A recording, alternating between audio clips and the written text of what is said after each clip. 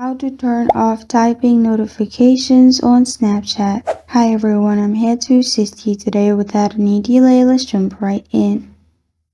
First, open Settings on your device. In Settings, scroll down and click on Apps and Notifications.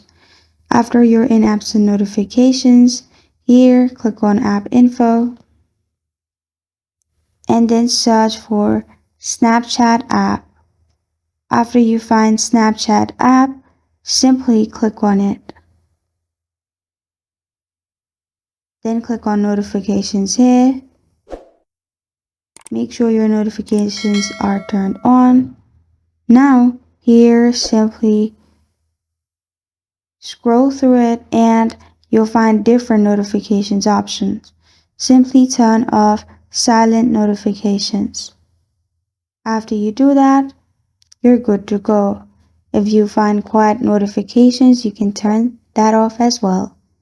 And this is how to turn off typing notification on Snapchat. Thank you for joining me today. If this video helps you out, please leave a like and subscribe for more. Got a question or want to suggest a topic? Comment below. Thank you for watching.